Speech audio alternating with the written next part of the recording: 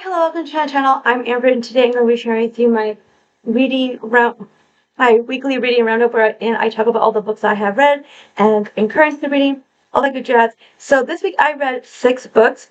I'm going to talk about the worst book first because every time I keep doing this, I keep ranting, and I don't want to be ranting. So hopefully, if I do it first, I will cut myself short, because I am very raw over things. Because first off, I'm just going to give you a warning, because first off, I'm talking about I'm talking about the COVID pandemic that is still ongoing, by the way, and I'm very raw over this because the way that people have conveniently chosen to ignore this pandemic because the government lied to you, is just it is it it not only infuriates me. This is a type of grief that I'm feeling because I have lost my respect for so many people, and it feels like I'm disconnected from people in a lot of ways, because the majority of people that I know or know of or whatever in my own personal community, they don't wear masks. They don't care. They have chosen to be willfully ignorant to this ongoing pandemic. And you can't fully ignore it, because the news literally talked about the fact that we are in a surge right now, which it just goes to show that we are literally in a pandemic. But you have all chosen to, I say all in a loose term, it's not everybody, but the majority of people have chosen to ignore what is currently going on, because somehow, and it's mind-boggling to me, that somehow wearing a mask, which doesn't take anything from you, it doesn't take anything from you. And as you are physically unable to wear a mask, because I acknowledge that there are people who cannot wear a mask, but that makes it even more important for those who are able to wear a mask to wear a mask. Because even if we were not in a pandemic, we have the knowledge and the tools to know that wearing a mask not only protects yourself and significantly lowers your chances of getting sick, it 100% stops you from spreading your germs and causing harm to other people. And it is mind-boggling to me that so many people think that wearing a mask is taking something from you, is stopping you from living your life, when the reality is it does not stop you from living your life. It actually adds to your ability to live life, because you're not constantly being exposed to germs, which therefore causes you to get sick. Like, the amount of times I watch a video where people are telling me, talking to the camera, and being like, I got sick, I'm sick, blah, blah, blah. And I'm here being like, well, you have the tools to prevent that and lower your chances at least, but, okay. It's infuriating, because you can enjoy your life with a mask on. If you are fully capable and able to wear a mask, you can do it and go do your work. You can do it and go to your stores that you want to go to. You can do it and travel. Like, you can do all the things and protect not only your own health, but especially those around you, and especially those who cannot wear a mask, and people who are disabled, who are immunocompromised. It is such an ableist mindset, and it also leads into eugenics, because it just shows that a lack of care, and the idea that your personal convenience is more important than making sure that everybody can safely exist and enjoy the same public space as you. Like, your personal convenience and your ability to be out there, do whatever you want, spreading your germs, is more important than them being out. There's no equal ground here with that, So that is my little rant here, because we are still in the middle of a pandemic, and even if we weren't, you have the tools to prevent yourself getting sick. For like 99% chance to 100% stopping yourself from causing other people harm. It doesn't seem like one. But that being said, that little rant is because I picked up Station 11 by Emily St. John Mandel. I had this book. I think I picked this up. I was like one of those people, I think, that picked this book up at the beginning of the pandemic. Or did I buy it before? I can't even remember. I feel like I had it before the pandemic, but I don't remember. So I could have been one of the many people who decided to pick this book up because of the pandemic starting and everything like that. But that being said, this is a pandemic book, not our pandemic book, but because it was written like 6 years before COVID. But in this book, you're introduced to the pandemic, into the story, with this man named Arthur, who is participate in this production of King Lear. He drops dead, and that's your introduction. And so you're seeing the start of the epidemic in the perspective of Javon. And then 20 years later, you are introduced to Kristen as an adult. 20 years later, a part of this traveling Shakespeare symphony. And so you're seeing through her perspective what society is like and looks like and all that jazz. So also I would gotta say that if you're like, oh, that part is not reality, it could very well end up being a reality, because the reality is that by everybody who's not wearing a mask, who can wear a mask, you are literally destroying our environment. Because the more exposure to the more that you're letting these viruses run rampant, the more you're destroying our environment. And we can literally see that because there are literal viruses that we had laid dormant that are starting to come back. You can literally look it up. It is there. It's like, it's, I'm trying not to overdo this, because yeah, I'm pretty sure I'm gonna have lost like every single person who would want to watch this, because majority of y'all are the people that I'm talking about. But yeah, whatever. So in this book, I was actually enjoying this book for the most part. I was enjoying seeing what civilization could possibly look like. You never know. It's probably look like this, but I was really enjoying like the writing style, Kristen, and like trying to figure out like who the prophet was in her perspective. And I was really like looking forward to seeing Javon's perspective again because of a certain thing. And this is where I'm going to be going to spoilers, because I am going to be talking about a certain something. And here's my issue with this book, because what she does with Javon's perspective is ableist, and also it leads into eugenics. And this is why I went on this rant about it, because it's the same kind of mentality that we're seeing today in our current time, because people don't care, like they just don't care, they don't give a shit. They think that their personal comfort is more important than making sure that everybody can exist, survive, and enjoy life the best that they can in these fascist, awful state that we're in right now. Like, people who are disabled, people who are immune compromised should be able to go out, go to their stores, go to work, and not feel like just leaving their house is a risk of like life and death. Because people who are immune compromised and are disabled are at higher risk of exposure, and y'all just conveniently forgot about that because it was more, whatever. Okay, that's another, little tangent again, because I'm going to be talking spoilers. I really don't care if it's offensive to me that I'm talking about spoilers, because no one talks about this aspect. I have not heard a single person talk about this, and although it's not surprising, it is disturbing, and it's also just, I'm not here for what this author did here. So, Javon has a brother named Frank, and Frank is a wheelchair user. He uses a wheelchair as a mobility aid, right? She doesn't give you like the medical term of what his paralysis is, but I know he has upper mobility, so he's at least able to use his arms, all that jazz. He can move around. He can be independent, I hate that. Like, I don't know how to say this. Like, he lives alone, so like he doesn't need somebody to like provide for him in any shape or form. Like, he can provide and care for himself fully, apparently. It's interesting that he is also on a second floor, even though he's a wheelchair user. She doesn't think about that part. Like, I'm pretty sure there are people who do use wheelchairs that are like, it's like obviously that part. I don't know. I'm sure that's not a negative. I'm just rambling here at this point because I'm just like trying to like. I'm just like, part of me is like surprised that he would be, but like at the same time, I'm sure there's people who end up having to be forced into that situation. But like people who are like wheelchair users, I think typically would have tried hard to not get onto the second floors, because that would be inconvenient for them, right? Even if you have like elevators, I imagine it can be hard during how people act. Like, I don't know. Inconveniences. I think that most people.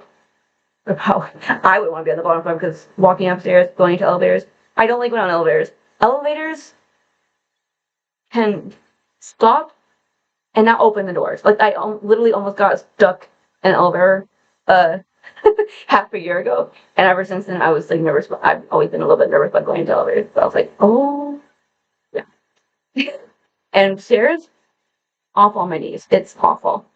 Well, that being said, not that here nor there in the situation. I don't know if there's somebody who's a wheelchair user on here. Like, tell me like how you feel like if you were if you live in an apartment, or if you were to live in an apartment, like like would you end up like how would you handle that? Like I'm just curious because like I don't think I've ever heard anybody talk about that aspect.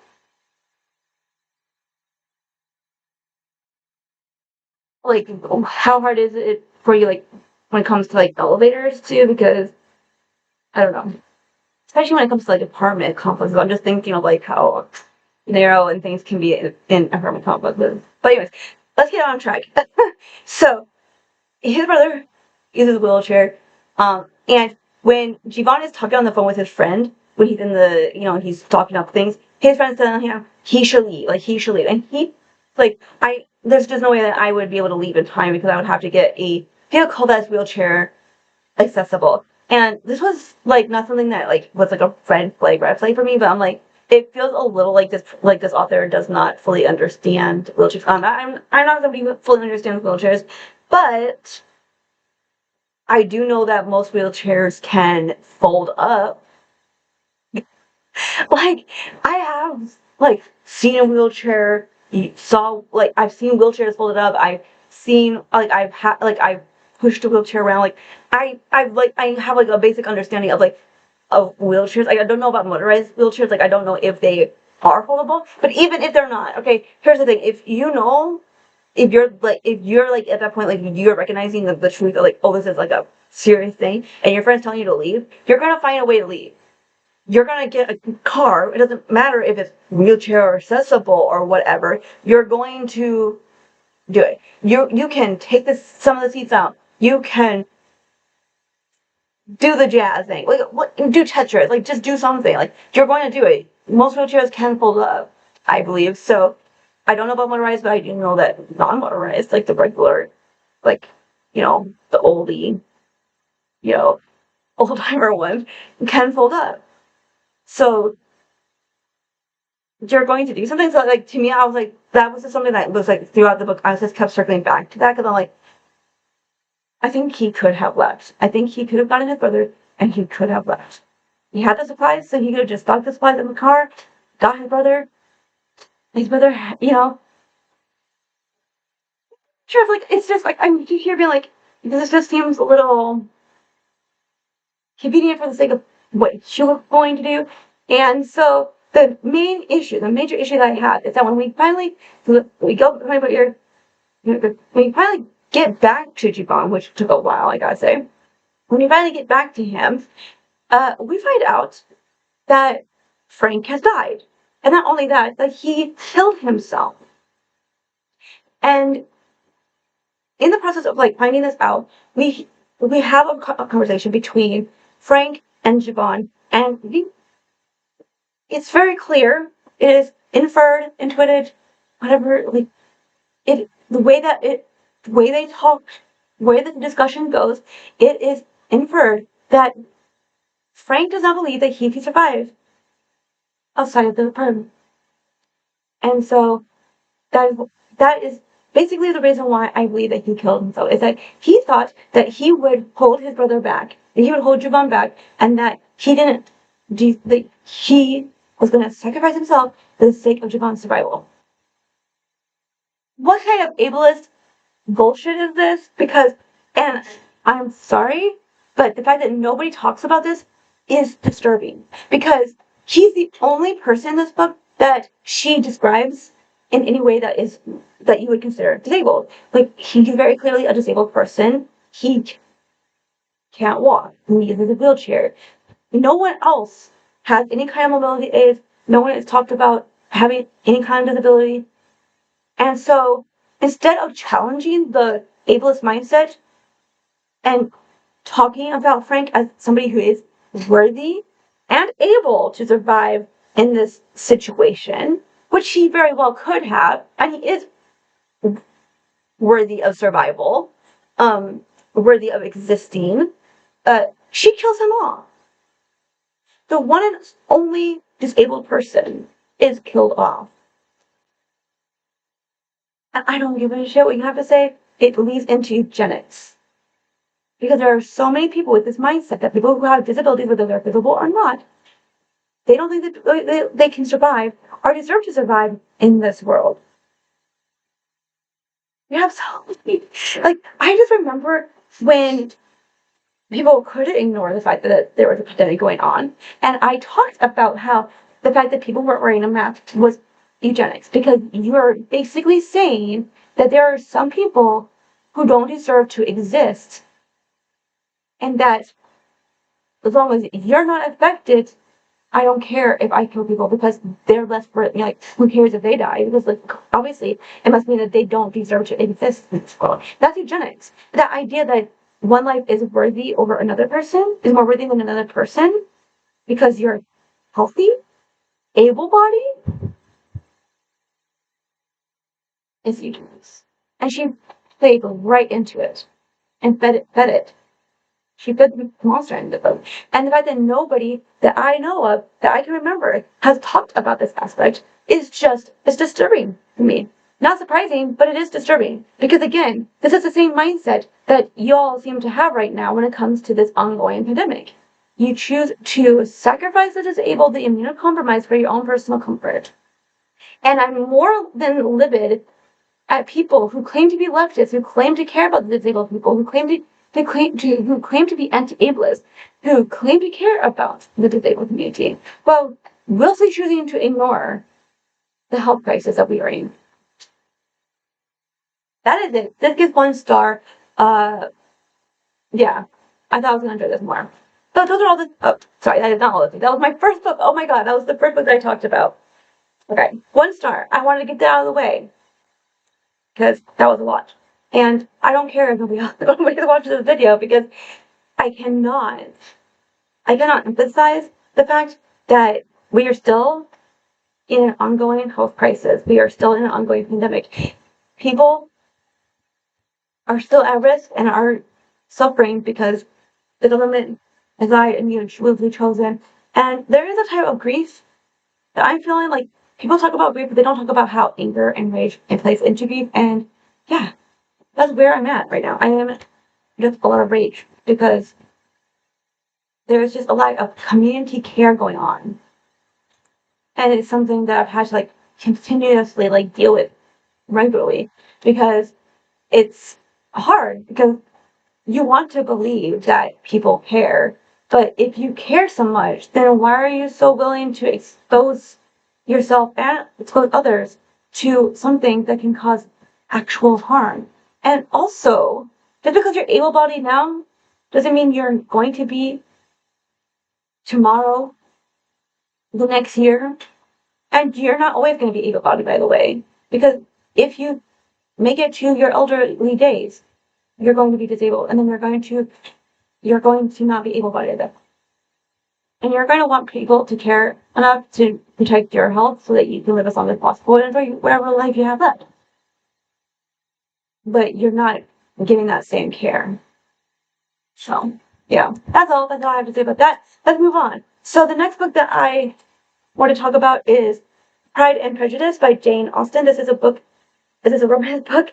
I think it was like, is it Victorian? I don't know. Anyways, it's a romance book. We all kind of have an understanding about the romance between Elizabeth and Darcy, so I'm not going to really talk about what it's about because I don't have the energy.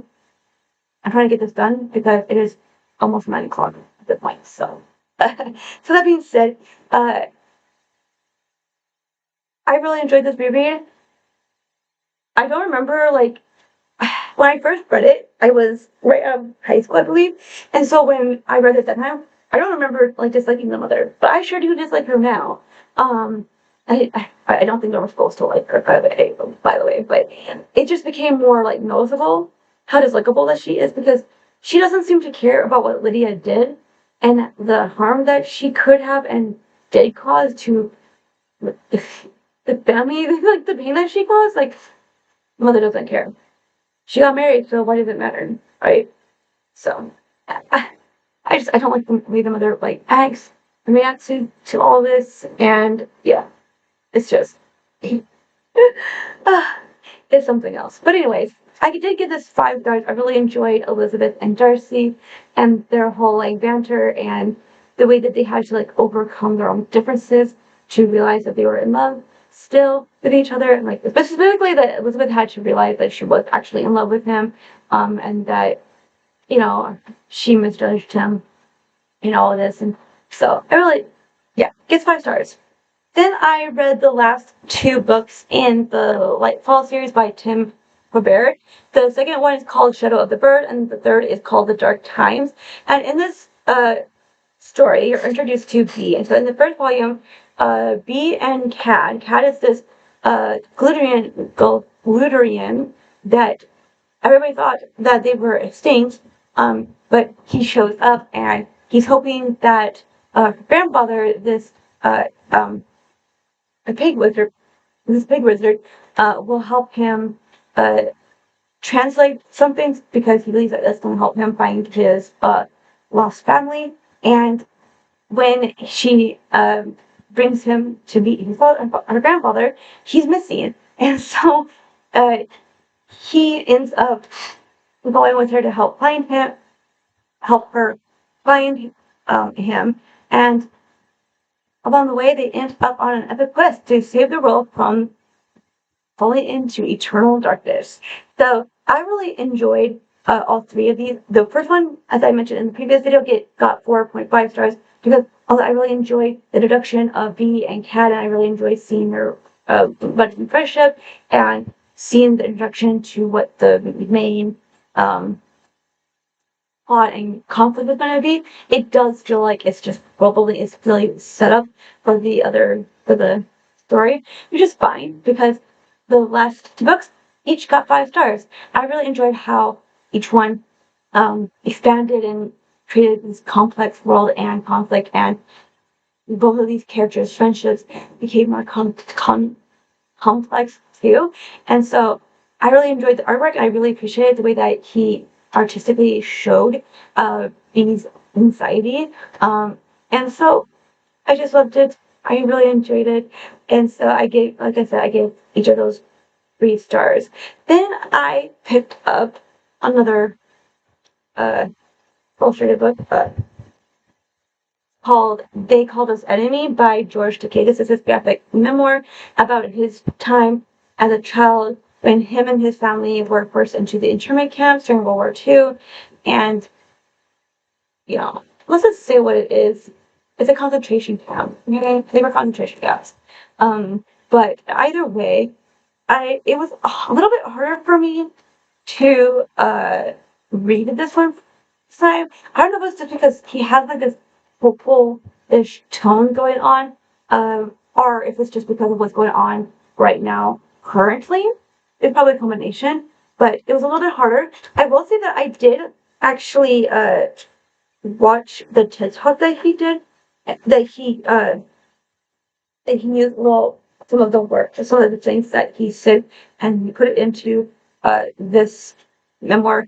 And so I watched that, and I feel like it added to my experience. So I'm going to hopefully remember to put a link. Otherwise, if I did forget, just in the YouTube search bar, just search his name with TED Talk Kyoto, and that will get you to the video. I think that it's important to not only read, but hear the voices, see them. Also, this reminds me of when I was in my freshman year of college, in my literature course, I forgot what the book was. Literature Alternator? It was one of, it was a book that was centering this. And we actually were introduced, and they talked to us, to elderly men who were forced into the concentration camps, internment camps themselves. So it was really something that has always been there in the background of my life. This knowledge of what our country did to their own citizens, and now here we are doing the same thing again. Anyway, I don't rate memoirs. So the last thing that I will be talking about that I finished is Victorian Psycho. I don't remember the author's name. I do remember that her last name is Fatal. I did not enjoy this book. This is 200, under 200 pages. I did not enjoy this. This is about this woman who becomes a governess to these two kids. But well, she doesn't say, but they're basically rats. I believe in her mind. And she's kind of like bored with it, and she's trying to stop herself from like doing something. And you kind of have an idea of like what it is. Like you just know. But anyways, I felt like if the author wanted me to get behind what she was doing, we don't have to like agree with her killing people or doing harm, but like at least get behind like why she was doing it. You have to at least give us what it is. Like, what is your motivation? I don't know this person's motivation, so why should I care? And why should I want to read this book? I did not understand what this person's motivations for being here. She didn't want to be there. I don't even think that she needed to be there. So why was she there? And why did it take the majority of this book? I didn't really finish this. I am counting as a finish because I did maybe like half of the book and I skimmed like the rest. So I might be missing some things, but I do know that multiple reviews have said that you do find out that she has a motivation, but you don't find out until like towards the end of the book. I'm like, why would I waste my time to find out what it is at the end of it? I need to know what the driving force behind her actions are. Otherwise, she's just being a psychopath. And if that's what it was, then fine, that's okay. Uh, I guess. Not really, because if you're just murdering people for the sake of murdering, I'm not here for that. Like, I keep calling back the eyes of the best part because like she was doing murder shit, she was doing horrifying things. So, like you could empathize with her. I could empathize with her. You at least have an understanding of like what her motivations were. And that drove me to read the continuing book. And because I could understand. Sorry, I just swallowed my own spit. I could understand why what was driving her, why she was wanting to do this. And that kept me enjoying and wanting to see what she was going to get up to next. Whereas this book, I had no motivation to read this book because the the the plot was emotionless, and I feel like that was purposeful. So I get it because if she's supposed to be a psychopath, psychopaths apparently don't have feel emotions, so maybe that was like the purposeful purpose. I just found myself bored with the story and with the character even. Like I'm like here being like if I don't like maybe I would have been able to like fully like, digest this book if I had at least had the understanding of what her purpose was for being there, then maybe. But yeah, I don't know. I also feel like between Station 11 and this book, it affected my reading. So I think maybe that was part of why I lost my ability to be patient with Victorian Cycle, but because I was reading this alongside that, and this really just pissed me off. And I was not here for indifferent people just being assholes. Like there's a certain scene, and if you know what I'm talking about, where she's walking the kids and they see a deer. If you know that scene, if you read this and you know that scene, I'm here being like, what the fuck was the purpose of that scene? And why did I need to go through that?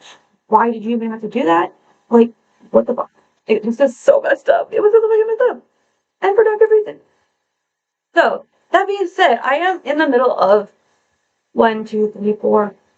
5 different books.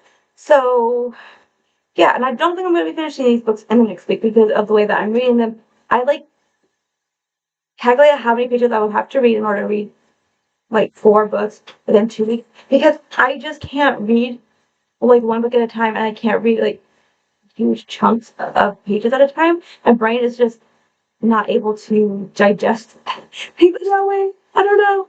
I don't know. So I'm not gonna really talk about my thoughts on these books. I'll just mention them real quickly because when I do my next video, which will most likely be currently reading, I will talk about what my thoughts are. So the first book that I'm reading is a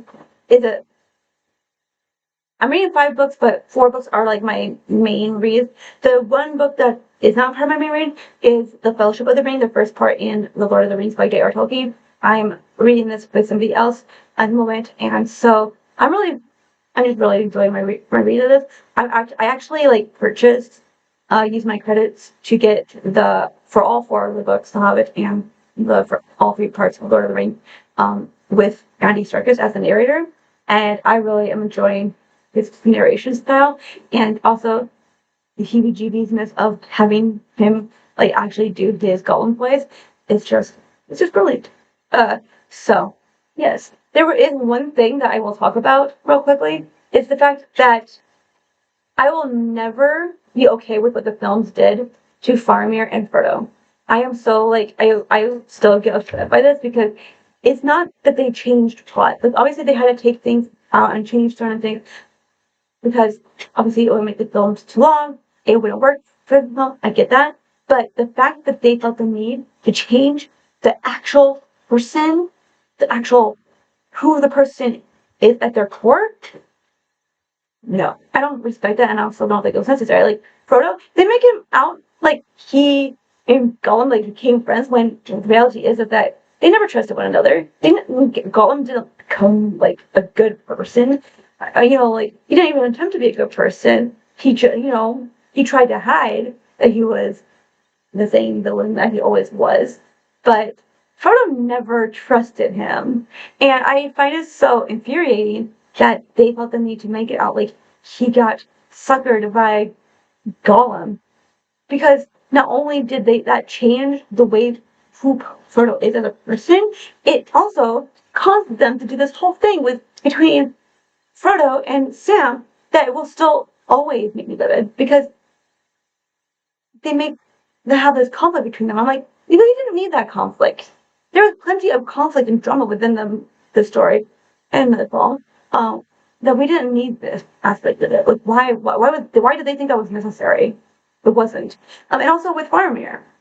Faramir was a wise man, a better brother, better man than Boromir, by the way. He was wise. He knew better when it came to the ring. He knew it was dangerous. He did not ever once attempt to bring them to his father. No, no. I'm not like. Why the fuck did they feel to change this very wise and intelligent man into this weak copy of his brother? Yes. That's like a little rant about Lord of the Rings. I love Lord of the Rings. I do enjoy the movies a lot, but I don't know and don't really like when it comes to aspects. But either way, I still love the books. I enjoy the movies. Uh, but that being said, the other books, yeah, I'm not gonna be talking about what they are about or my thoughts like so much. I'll just kind of give you like a one word thing, I think. So Annihilation by Jeff Vandermeer is the first one, and this is the first book in the Southern Reach series. It was originally a trilogy. He came out in 2024 with the fourth book. I read that he didn't feel satisfied with the way that it ended, that there was a lot of unanswered questions that he felt needed to be answered. And so I'm kind of glad about that because what I will say is that this book is weird and you don't know what to believe. You can't even believe the biologist who is the narrator of the book. So I don't think that she's a trustworthy person in this situation, but we shall see. And then I'm also in the middle of Delicate Dream Department Store by Maya Lee, and this was translated by Sandy Juicin Lee. What I'll say is that I'm kind of bored with it. It took a little too long for me to get into it and for a plot to come into it at all. But I'm willing to continue on. Then we have What Hunger by Catherine Ding. This one is my only book that's not from the library that I'm reading right now.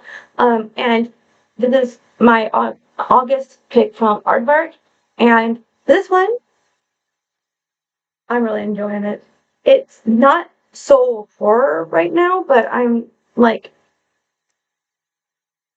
80 pages into this right now, so like I don't know.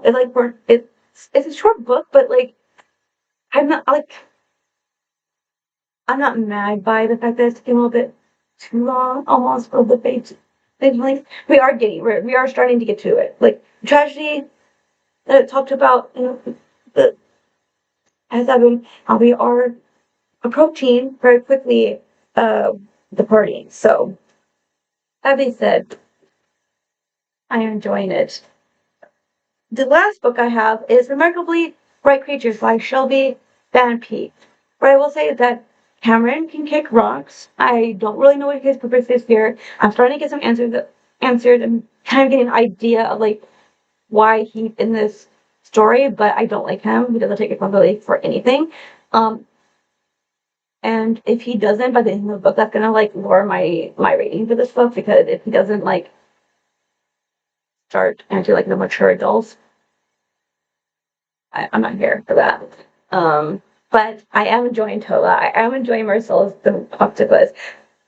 Marcellus is so funny, and I can't get enough of him. So, also, I found something out when it comes to a certain thing.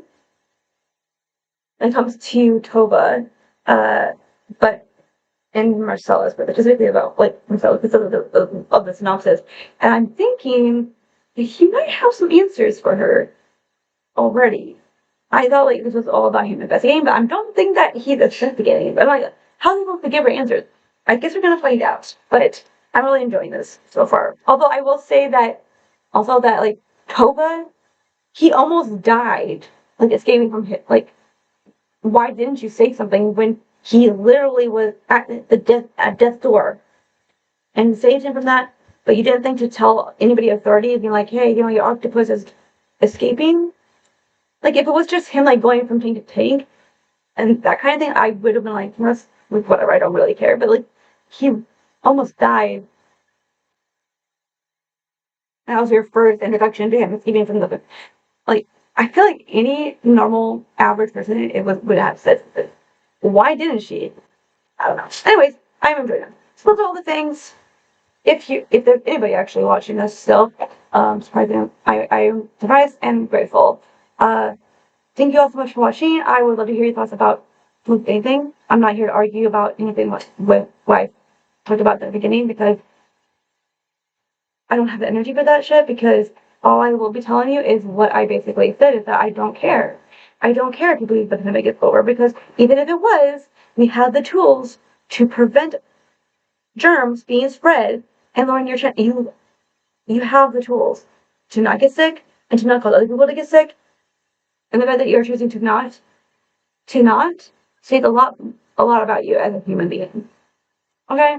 But that's all I would say. I would say like, I don't care. Or I will just ignore your comments. You can argue with yourself in the comments. I don't get it. Do what you want. But I don't care. You have to say it. Because of this big propaganda and bullshit that you just chose to believe in. Enjoy that for yourself, okay? But other than that, uh, I would love to hear your thoughts on any of the books I'm currently reading, just no spoilers. What do you think about Tova not telling somebody about Marcellus? Because that is a little weird. But anyway, again, thank you all so much for watching, and I'll see you in the next one.